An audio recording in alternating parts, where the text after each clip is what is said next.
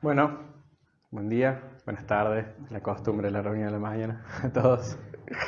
Saludo también a los que están en las redes que extrañamos un montón y que no pueden estar. Esperamos verlos pronto. Vamos a compartir de la palabra de Dios. Le pido que me acompañen al Evangelio según Lucas, al capítulo 8.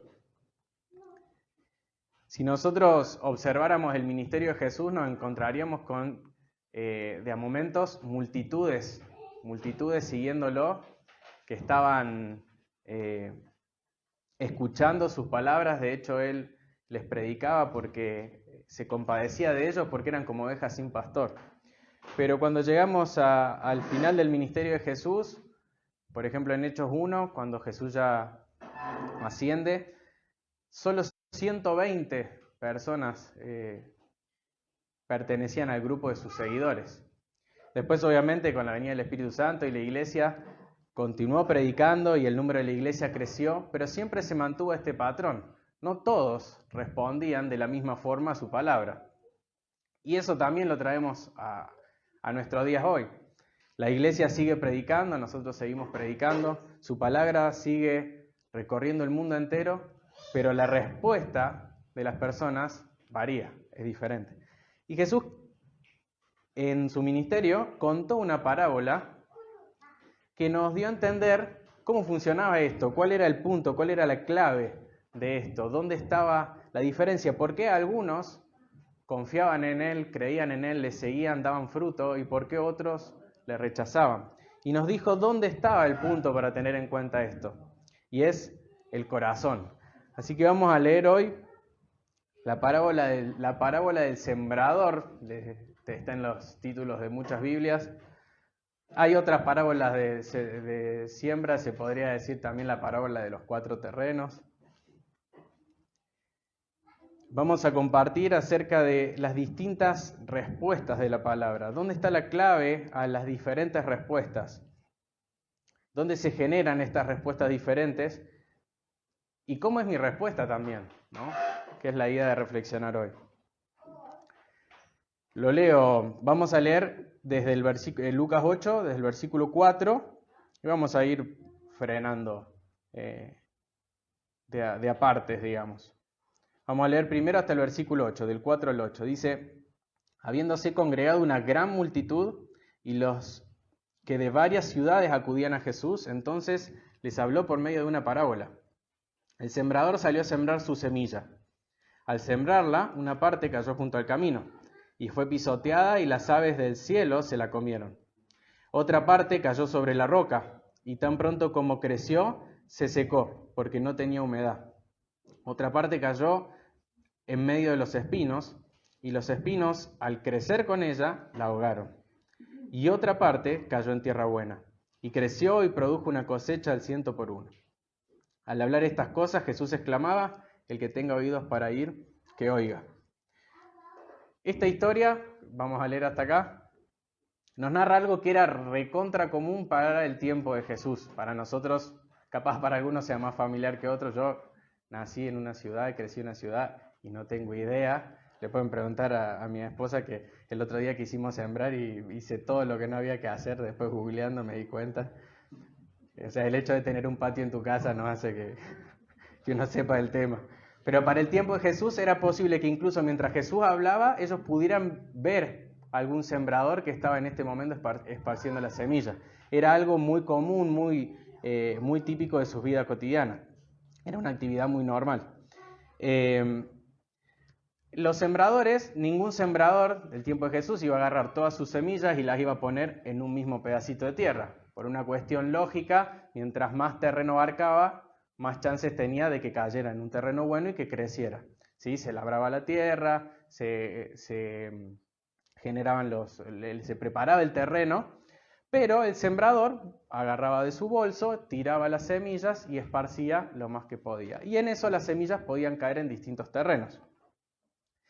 Jesús nos narra 4 terrenos posibles para explicarnos en esta parábola. El primer terreno es el camino, que justamente eran los caminos que estaban al costado para que se caminara entre los sembrados, ¿sí? Este camino, la gente al pisotear la tierra, obviamente, hacía que la tierra fuera prácticamente impermeable, ¿sí? No había forma de que se pudiera atravesar este terreno. Así que el camino por donde la gente pasaba y pisoteaba era prácticamente un terreno imposible de sembrar. Después tenemos el terreno de las piedras, dice. Algunas traducciones pedregoso o sobre la piedra, dice. Que este terreno lo que dice es que la planta no brota por falta de humedad. ¿Cuál era el problema? Estas piedras no eran piedras como capaz nosotros vemos en nuestros patios o en las terrenos, piedras chiquititas que están metidas en la tierra en general, sino grandes piedras que estaban debajo de la tierra, que incluso aunque labraban la tierra arriba, esas piedras uno no las veía y permanecían abajo, y lo que le hacía era le quitaban profundidad. Entonces, ¿qué pasa con la tierra que tiene menos profundidad? Primero entra en calor más rápido, entonces eso hacía que podía brotar esa planta rápidamente, pero al mismo tiempo con un sol fuerte se seca más rápido. Entonces el agua que tenía hacía que no alcanzara, la plantita crecía rápido, pero no duraba mucho y se secaba. El tercer terreno era el terreno de los espinos.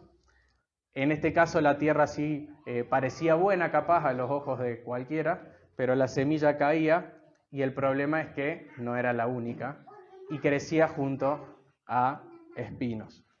Espinos que llegaban incluso hasta 1,80 m, leía mientras lo preparaba, lo cual una planta creciendo con espinos alrededor tiene menos luz, ¿sí? Porque no les dejaba llegar la luz, y al mismo tiempo compartía tierra, entonces tenía menos agua, tenía menos nutrientes y a la larga se ahogaba y no podía producir fruto. Y por último, la buena tierra. Esta tierra permite que la planta pueda crecer y pueda dar su fruto. Entonces tenemos 4 terrenos. Los 4 terrenos tienen en común que la semilla cae en ese terreno. Y la diferencia es que de los 4 terrenos, solo un terreno termina dando fruto. Después vamos a avanzar con la lectura, porque Jesús la va a explicar a la parábola. Pero antes de eso, ahí en el versículo 9, vamos a ver por qué el Señor explica esta parábola. Dice que sus discípulos le preguntaron qué quería decir esta parábola, y él respondió: a ustedes se les han concedido conocer los misterios del reino de Dios, pero a los demás les hablo en parábolas para que viendo no vean y oyendo no entiendan.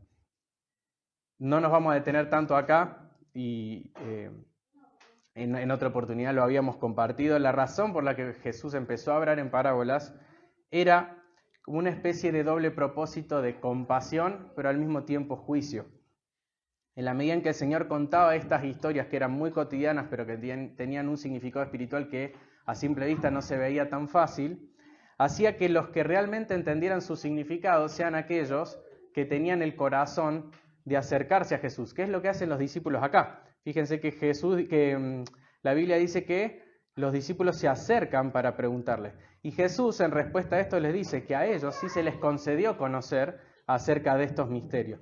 Y habla de que se les concede, se les regala, se les da el privilegio, se los elige para poder entender qué significaba esta parábola. Pero a los otros no.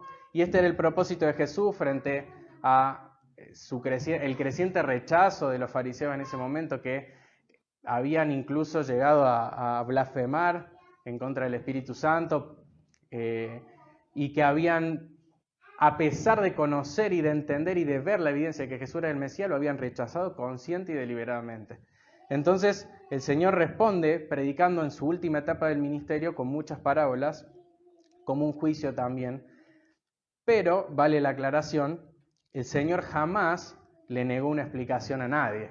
Entonces lo que nosotros vemos es que aquellos que no podían entender las palabras de Jesús eran justamente aquellos que no les importaba entender acerca de lo que Jesús hablaba. Nadie fue excluido en contra de su voluntad de conocer alguna vez el significado de alguna de las palabras de Jesús. Y Jesús explica la parábola y 3 de los 4 evangelios nos dejan su explicación.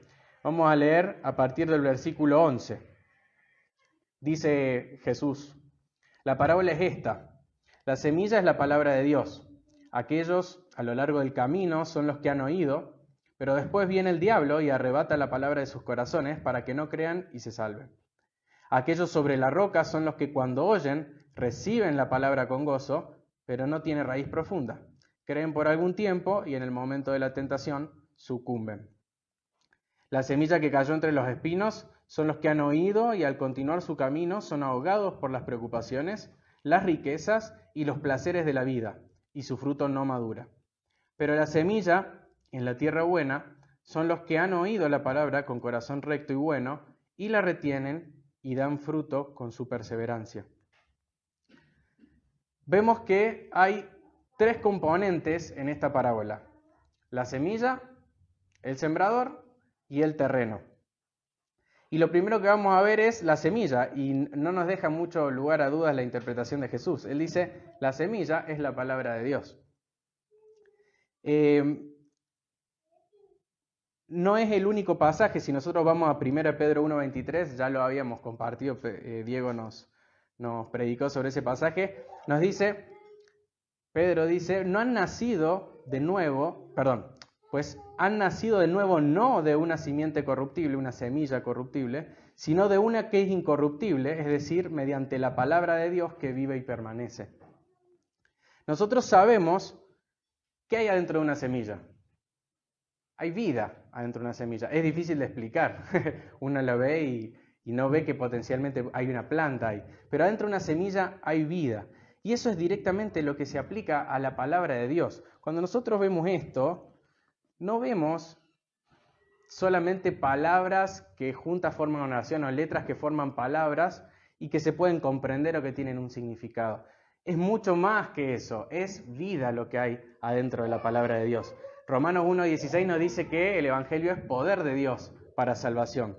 Hebreos 4 nos dice que la palabra de Dios es viva y eficaz. Es mucho más que solo palabras. Y eso nos hace pensar acerca de cómo nos exponemos nosotros a la palabra de Dios. A veces estamos tan acostumbrados a tenerla, la vemos tan como un libro más y no nos damos cuenta que es poderosa, que es Dios hablando hoy y que eso tiene poder y tiene vida adentro. Y el otro componente es el sembrador, que no se nos dice acerca de quién es.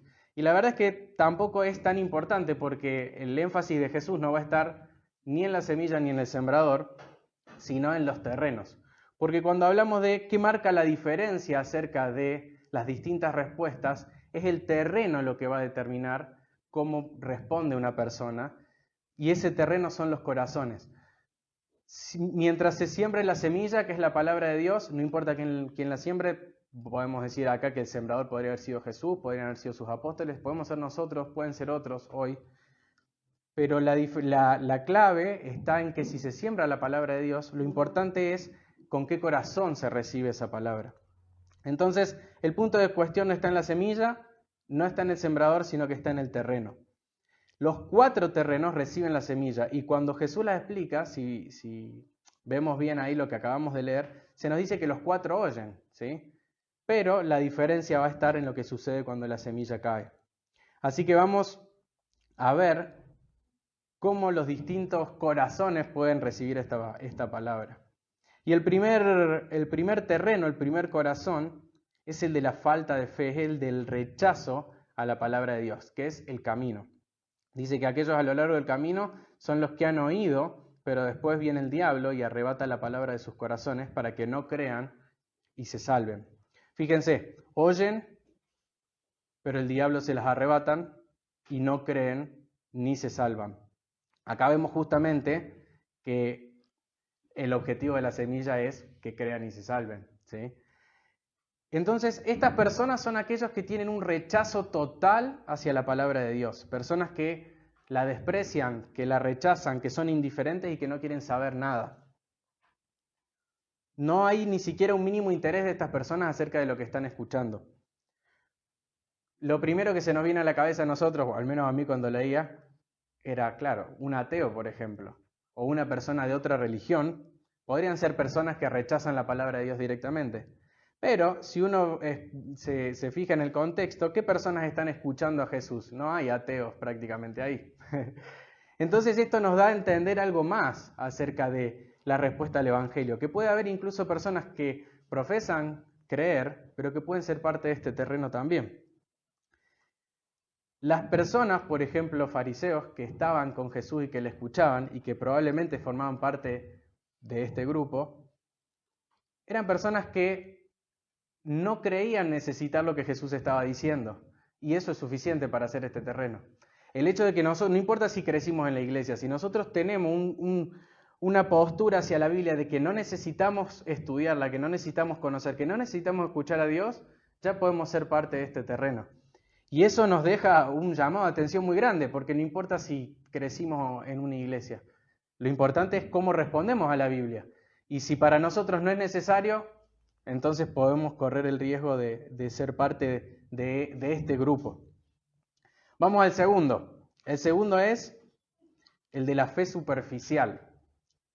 Yo le pongo esos títulos, ¿no? Esos no están ahí. Que es el terreno de la roca o el terreno pedregoso. Dice que aquellos sobre la roca son los que cuando oyen, reciben la palabra con gozo, pero no tiene raíz profunda, creen por algún tiempo y en el momento de la tentación sucumben. Fíjense, oyen, hasta acá es igual al otro terreno, la reciben con gozo, ahí está el contraste, el otro no la recibe, este la recibe con gozo, cree por algún tiempo, pero se aparta en la tentación o en la prueba. Marcos y Mateo agregan que esta prueba, esta tentación es a causa de la palabra. Entonces acá vemos un terreno que se refiere a un corazón superficial. Lo primero que vemos es que hay gozo, y hasta acá parece muy bueno, pero es un gozo superficial que no soporta la prueba, es un gozo superficial. Y esto también nos hace un llamado de atención de que recibir la palabra con gozo todavía no significa nada. No significa que esa planta pueda crecer y dar fruto. Y no necesariamente recibirlo con gozo tiene ese desenlace. Muchas personas pueden acercarse a la Biblia, pueden acercarse a la iglesia, porque el cristianismo le parece que está bueno, porque le resulta interesante.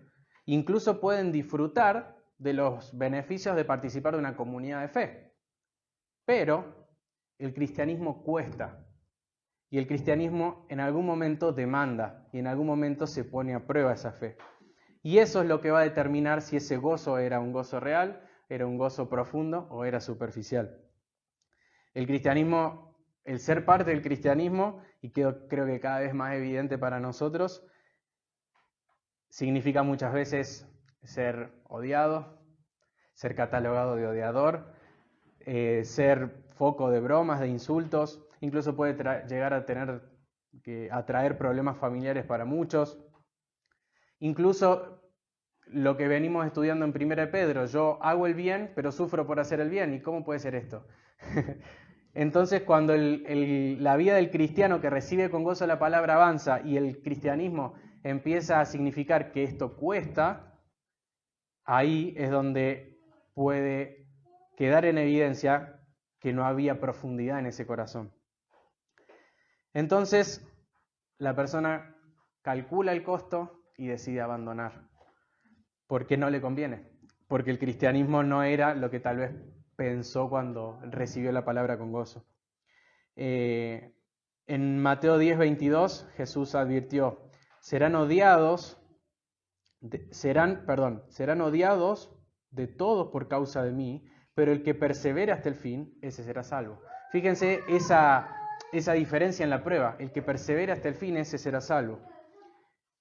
Santiago en el capítulo 1 nos dice que bienaventurado el hombre que persevera bajo la prueba, porque una vez que ha sido aprobado recibirá la corona de vida que el Señor ha prometido a los que le aman. Entonces, la clave acá es que este terreno superficial no da permanencia a lo largo del tiempo. Y no estamos hablando de que se pueda ganar la salvación y perder la salvación, obviamente no estamos hablando de eso, sabemos que Dios no pierde a los suyos, pero sí tenemos que tener en cuenta que nosotros, si realmente somos cristianos, vamos a perseverar en nuestra fe. Vamos al tercer terreno, el terreno yo le puse La fe con competencia. No sé, se me ocurrió eso. Dice que la semilla cayó entre los espinos. Dice, la semilla que cayó entre los espinos son los que han oído y al continuar su camino son ahogados por las preocupaciones, las riquezas y los placeres de la vida y su fruto no madura. Fíjense, oyen, son ahogados por preocupaciones, riquezas y placeres y su fruto no madura. La palabra, como en los otros dos terrenos, es sembrada acá también, y acá comienza a crecer, pero el punto no es en este sentido que crezca, sino que no crece sola y tiene competencia. Si nosotros nos fijamos en el Antiguo Testamento, bueno, en el Nuevo también, y vemos el carácter de Dios, desde el principio vemos a un Dios que demanda toda la adoración para Él, un Dios celoso. En Deuteronomio 6:4 dice, escucha, oh Israel, el Señor es nuestro Dios, el Señor uno es, amarás al Señor tu Dios con todo tu corazón, con toda tu alma y con toda tu mente. El Señor demanda para Él toda la adoración. ¿Y qué cosas dice el texto acá que pueden competir con esta palabra de Dios sembrada? Y me llamaba mucho la atención reflexionar en esta triada de competidores, en esta triple alianza en contra de la palabra de Dios sembrada en nuestros corazones, que son las preocupaciones, la riqueza y los placeres de la vida. Me dejó pensando mucho. Yo recordaba muy bien el de las riquezas, pero cuando empecé a leer más detenidamente el pasaje, me llamaba la atención cómo no se trata acá del dinero en sí, sino de cualquier cosa que pueda desviar nuestra mirada y nos haga sacarla de lo eterno y ponerlo en las cosas de este mundo. No hace falta tener plata para estar preocupados. Y también podemos estar nublados por muchísimas cosas que nos generan placer en este mundo. Entonces el denominador común de estos tres es lo que nos fija la mirada en las cosas de este mundo. Eso es lo que compite contra la palabra de Dios. Y eso es lo que el Señor nos está diciendo en su palabra. Si compite va a perder, porque yo no comparto con esas cosas mi gloria. Yo no voy a permitir que me adoren a mí y adoren a alguien más. En Mateo 6:24 nos dice que nadie puede servir a dos señores. ¿Por qué? Porque va a aborrecer a uno y va a amar al otro. Entonces, o aprecia a uno o desprecia a otro. Y Jesús les dice, ustedes no pueden servir a Dios y a las riquezas. Y aplicar esto incluso a aquello que nos preocupa o incluso a aquellos que nos genera placer o que nos da comodidad en este mundo. Y tener cuidado porque cualquier cosa es vulnerable a alejarnos de Dios. Somos vulnerables a que cualquier cosa nos aleje de Dios si compite con Él. Incluso pueden que sean cosas que no son malas en sí mismas, ¿no? Como las mismas riquezas que menciona ahí, no son cosas malas en sí mismas. Entonces, si seguir a Jesús significa, por ejemplo, no tener grandes lujos o no tener riquezas, entonces yo no prefiero la riqueza. Si seguir a Jesús significa que yo tengo que priorizar el reino de Dios al punto de que tengo que confiar que el Señor va a añadir todo lo que necesito, no, yo no quiero ese tipo de vida, entonces prefiero preocuparme. Y aunque parece ilógico, preferimos preocuparnos. Si Jesús significa dejar mi comodidad, dejar algún pecado o algún placer, entonces yo no lo quiero. Entonces, a la larga, estas cosas le quitan y ahogan la palabra de Dios y no puede dar fruto. Dice Santiago 4, desde el versículo 4 al 6, dice Santiago, oh almas adúlteras, la palabra que usa, ¿no saben ustedes que la amistad con el mundo es enemistad hacia Dios? Por tanto, el que quiere ser amigo del mundo se constituye enemigo de Dios. ¿O piensan que la Escritura dice en vano que Dios celosamente anhela el Espíritu que ha hecho morar en nosotros? Me gustó ver este contraste, almas adúlteras y un Dios celoso. Las almas adúlteras comparten el amor a Dios con el amor a otras cosas, a cosas terrenales, a cosas que tienen que ver con las riquezas, con las preocupaciones, con los placeres, pero comparten ese amor. Y Dios, un Dios celoso, que ama a su pueblo y que quiere que ese amor sea correspondido. La solución que nos da Santiago está en el versículo 4:8 que dice: acérquense a Dios y Él se acercará a ustedes, limpien sus manos pecadores, ustedes de doble ánimo purifiquen sus corazones. La solución para este doble ánimo, para este corazón adulterado, es que purifiquemos nuestros corazones. Y fíjense cómo se ve evidente esto en la parábola: limpiar el terreno, que no tenga nada que pueda competir con la palabra de Dios. Lo que otros pueden llamar cosas de la vida, Dios lo puede llamar pecado si compite con Él, si le saca amor que es para Él, o gloria que es para Él. Entonces, hasta acá, el tercer terreno, este terreno tampoco dio fruto. Y vamos a la buena tierra. Vamos al versículo 15. Este es el buen terreno, el terreno de la fe verdadera. Dice: la semilla en la tierra buena son los que han oído la palabra con corazón recto y bueno, y la retienen y dan fruto con su perseverancia. Fíjense el contraste.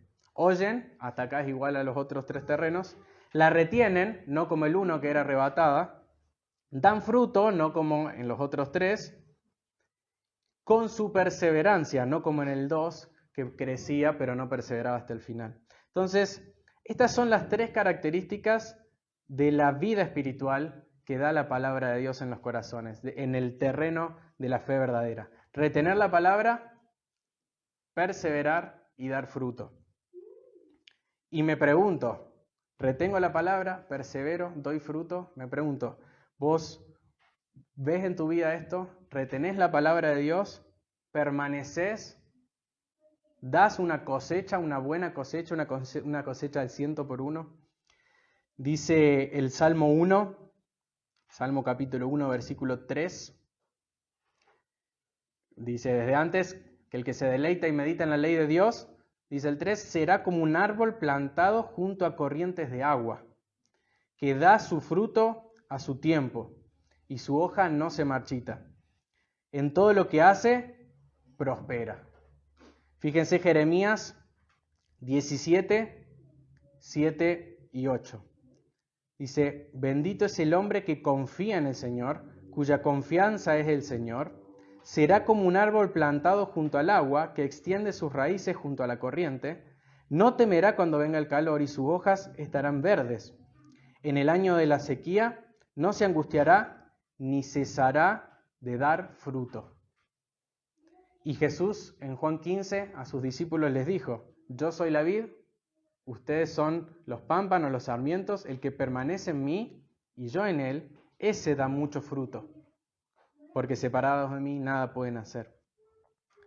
No todos los cristianos dan la misma cantidad de frutos. En las otras parábolas incluso diferencia como 3 cantidades de frutos. Pero todos los cristianos dan fruto en algún momento. La palabra es una consecuencia lógica de la palabra sembrada que dé frutos. E incluso en Efesios 2, del 8 al 10, podemos ver que si bien no somos salvos por nuestras buenas obras, sí somos salvos para buenas obras. Entonces es una consecuencia lógica. De hecho, es el propósito de nuestra salvación dar fruto para Dios. Entonces, tiene que ser evidente esto en nuestras vidas. Y si sos cristiano, el fruto está en vos, pero siempre tenés que recordar que no es tuyo, que no proviene de vos, como lo veíamos recién en el pasaje de Juan 15. ¿Sí? Separados no podríamos dar fruto. El fruto está en nosotros, pero no viene de nosotros. Es raro, es paradójico, pero no es nuestro, no es de nuestra autoría ese fruto. Está porque la semilla fue plantada. Fíjense el común denominador en los 3 pasajes que leí recién. ¿Quién daba el fruto en el Salmo 1? El que se deleita y medita en la ley de Dios. ¿Quién no deja de dar fruto en el versículo de Jeremías 17? El que confía en el Señor, cuya confianza está en el Señor. Y en Juan 15, el que permanece en Cristo. Nosotros no tenemos nada que ver con ese fruto que producimos. Lo produce aquella palabra que fue sembrada. Siempre la vida proviene de la semilla. Ahora, nosotros podríamos decir, Bueno, pero la semilla fue plantada y no todos los terrenos dan fruto, que es el propósito de esta parábola, mostrarnos eso. Entonces vamos a ver que en realidad la clave para que dé fruto también está en el corazón. Y nos llama la atención aún más porque el versículo 15 dice que la palabra da fruto en el corazón que es recto y bueno. ¿Y cómo hacemos para conciliar eso con la vida cristiana? Yo lo leía y decía, ya está, ¿qué corazón puede dar fruto y ser recto y bueno? Y a la larga pasa lo mismo que pasaba con los sembrados. La tierra que podía producir fruto, la tierra que era buena, no existía en esos tiempos como tierra común. Tenía que ser trabajada, tenía que ser arada, tenía que ser limpiada, tenía que ser preparada. Y con los corazones de las personas pasa lo mismo, con nuestros corazones pasa lo mismo. La tierra de nuestros corazones tiene que ser removida con convicción de pecado, con convicción de juicio, con convicción de justicia, porque no existe el corazón bueno y recto. Nosotros, si leemos Romanos el 3 al 10, sabemos que no hay justos, ni siquiera un uno, no hay nadie que haga lo bueno, no hay corazones buenos y rectos.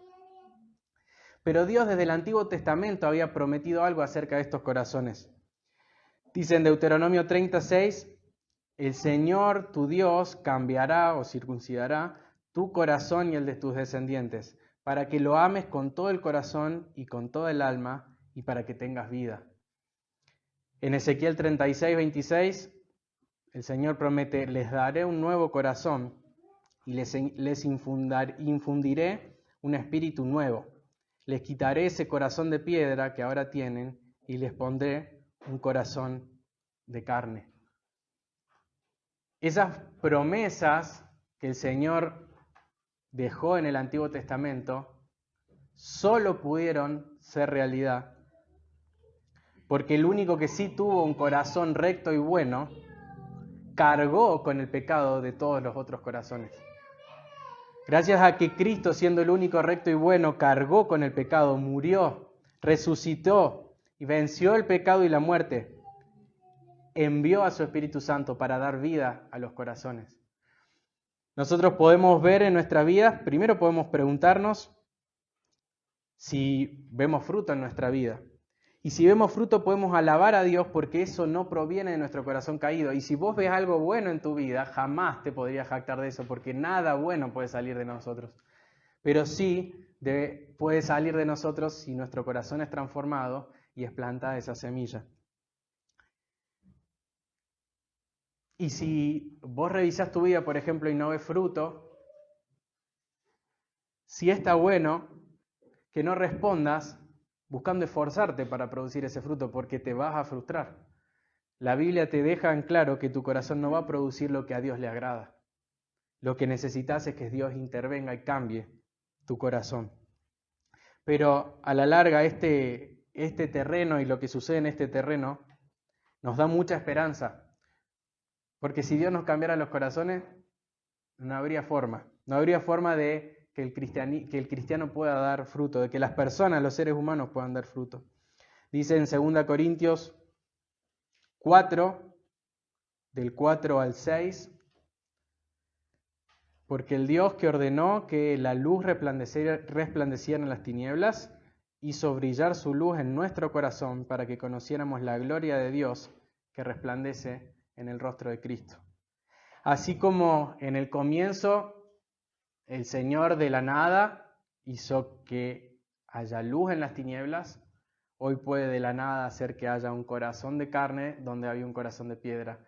Puede hacer que una persona le ame donde había un corazón que le odiaba. Puede hacer que haya vida donde había muerte. Descansamos en que es el Señor el que prepara nuestros corazones. Y es hasta ahí para cerrar.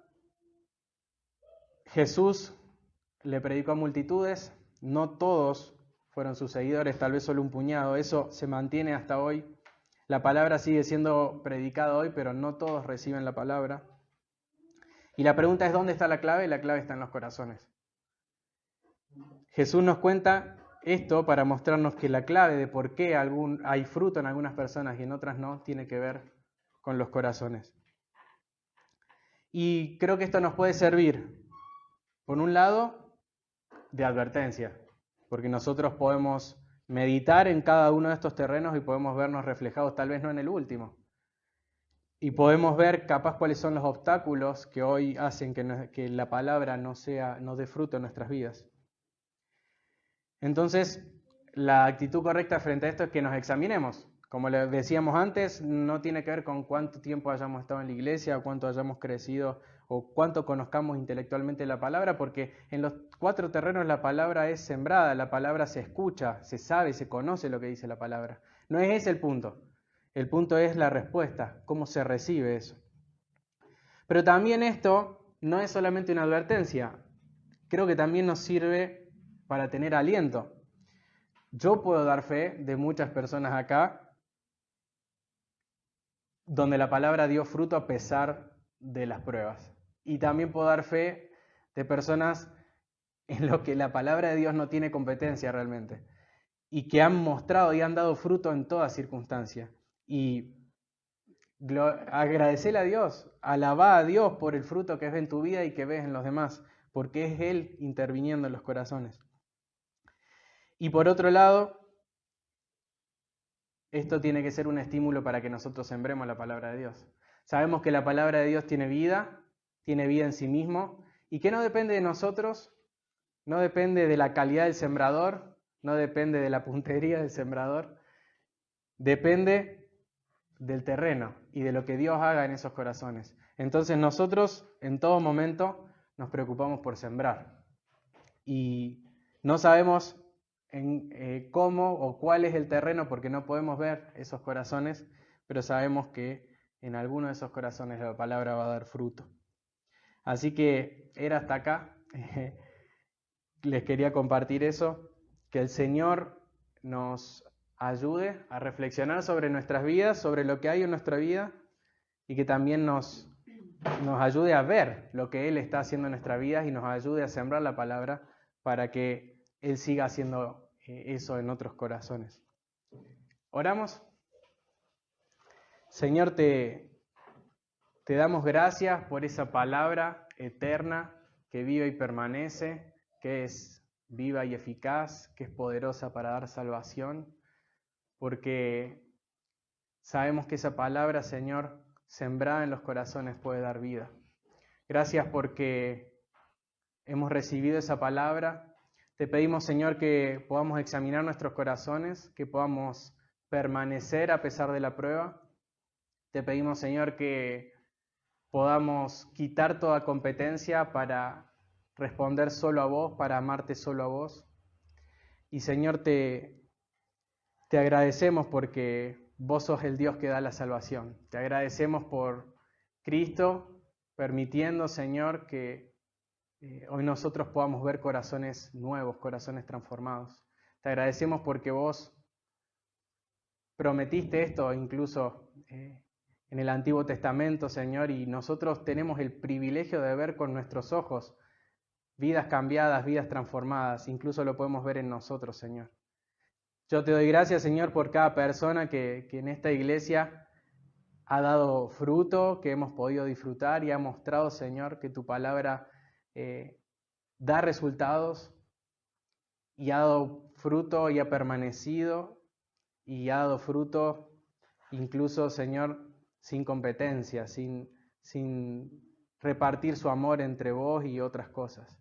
Te pido, Señor, que nos ayudes a tener esto en mente, a meditar y a seguir sembrando, Señor, sabiendo que vos sos poderoso para dar vida. Te lo pedimos en el nombre del Señor Jesús. Amén.